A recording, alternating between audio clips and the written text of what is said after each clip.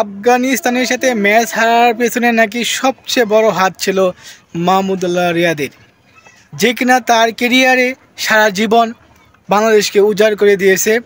সেই অবশেষে সেই রিয়াদকেই নিতে হলো অপমান লাঞ্ছনার দায়। কেন? এটা কেন? এর জন্য শুধু মাহমুদুল্লাহ রিয়াদ একাই দায়ী? মানলাম রিয়াদ স্লো খেলছে, কিন্তু স্লো খেলার পিছনে তো কারণ আছে।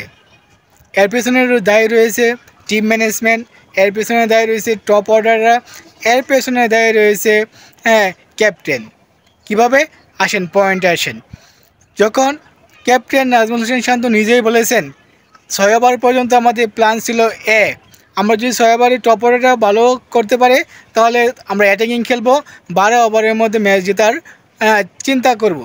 যখন 6 ওভারে আমাদের বেশ কয়েকটি টপ অর্ডারে উইকেট চলে গেল, তখন আমরা চলে গেলাম প্ল্যান বিতে।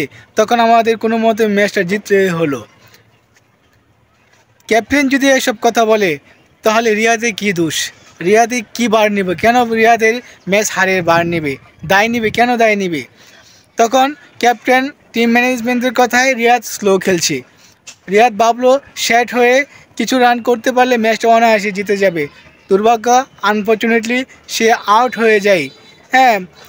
তার পেছনে কি রিয়াদই দায়ী? ম্যাচ হারার পেছনে রিয়াদই দায়ী? এই কথাটা পুরা ভুল। Team management, top order, captain, তোমরা কি দোয়া তুলসী পাতা? তোমাদের কথা মতোই তো রিয়াদ ভাই, তোমাদের কথা মতোই তো রিয়াদ এই স্লো খেলছে বা ক্রিজে স্থিত হতে চেষ্টা করছে। তোমাদের ডিরেকশনে যদি থাকতো যে তুমি যাও গো অ্যান্ড হার্ড হিটিং, যে তুমি গিয়ে উড়াধুরা 4 ছক্কা মারো, তাহলে রিয়াদ এসেই অ্যাটাকিং ক্রিকেট খেলতো।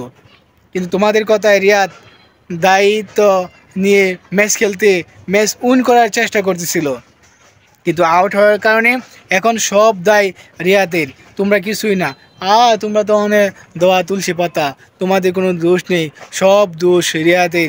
রিয়াদ কেন 8-9 নম্বর ওভারে নেমে স্লো খেললো? এটা কোনো কথা? এটা কোনো কথাই নয়।